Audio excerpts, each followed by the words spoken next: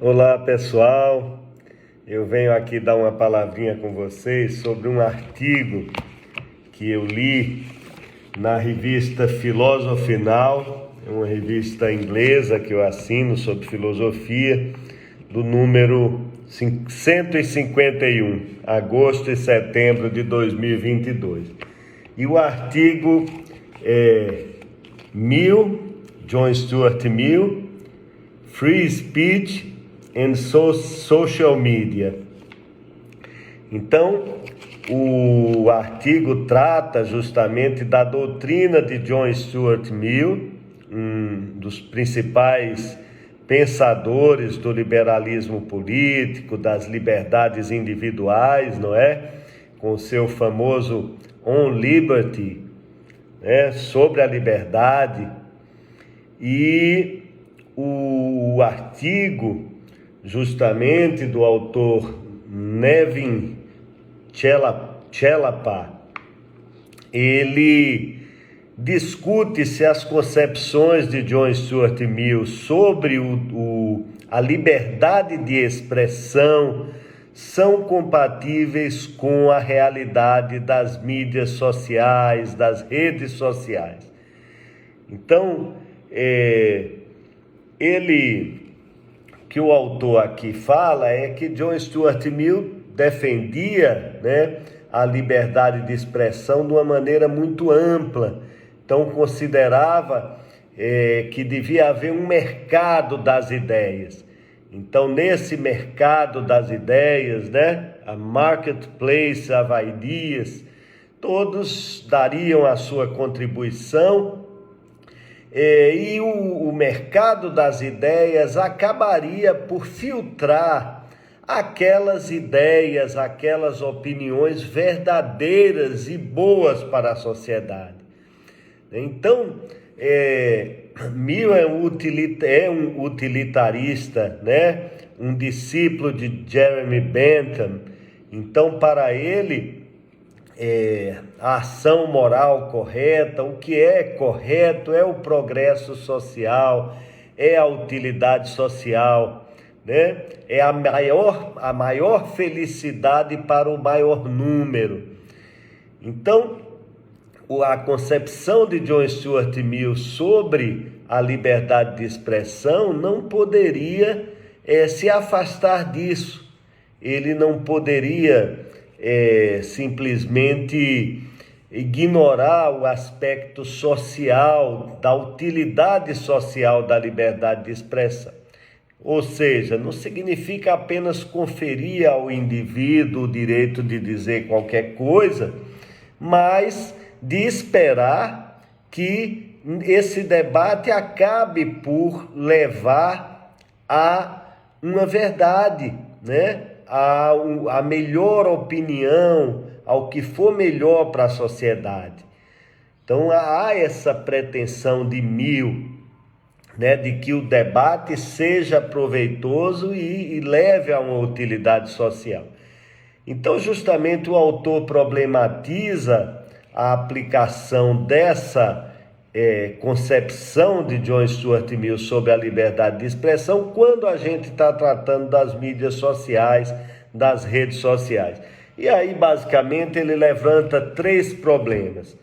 Primeiro, que as informações que transitam nas redes sociais, elas são, na maioria das vezes, marcadas pela emoção, né? Justamente porque nas redes sociais o objetivo é angariar seguidores, é angariar apoios, simpatia, né? Então haveria menos espaço para o debate racional das ideias e para a expressão de pontos de vista verdadeiros que fossem de alguma forma politicamente ruins para aquele emissor da notícia, não é? Da opinião. Um outro problema das redes sociais seria justamente a questão do livre mercado de ideias, porque o autor aqui mostra, e é sabido quando se discute as redes sociais, é o problema das bolhas, né, que é um problema muito sério, derivado dos algoritmos que perscrutam as características dos usuários das redes, né, com o objetivo de publicidade, né, e de vendas e de mercado. Então, justamente,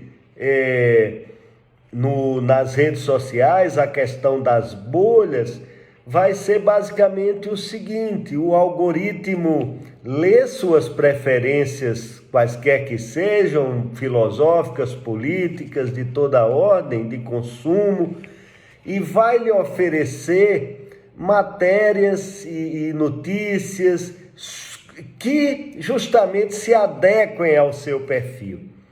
Então você não é confrontado pelas redes sociais com opiniões diferentes das suas, mas em geral você recebe opiniões, matérias, posts que se adequam à sua posição. Então há um reforço de posições às vezes errôneas, não é? De posições às vezes errôneas. E você passa a achar, a justamente ter a impressão que você está objetivamente certo, porque você encontra confirmação em outras matérias que chegam a você através do algoritmo.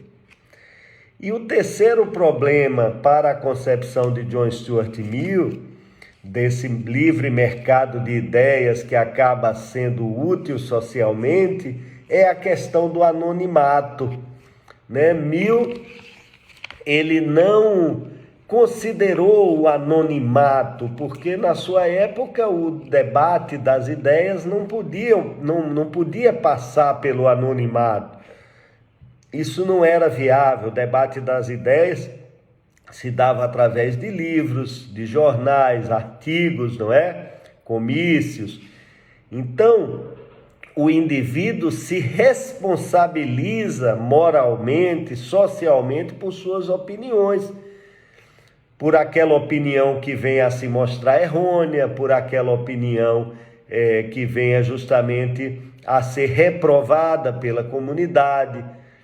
Então, essa responsabilidade do indivíduo pelas ideias e pelas opiniões, ela é incompatível com o anonimato que muitas vezes é característica das redes sociais.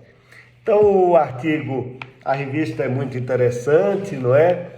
E o artigo me pareceu útil, né, para mostrar que nós não podemos, de fato, aplicar os conceitos, né, e as noções sobre liberdade de expressão clássicas que foram produzidas num outro ambiente social e político. Nós não podemos simplesmente utilizar apenas esse manancial de ideias para entender e debater a situação atual, né, das redes sociais, quando a discussão é a liberdade de expressão. Então eu quis dividir aqui com vocês essas poucas reflexões. O artigo é simples, mas pontua, não é? Aponta para essas dificuldades e de um tema tão candente, tão atual.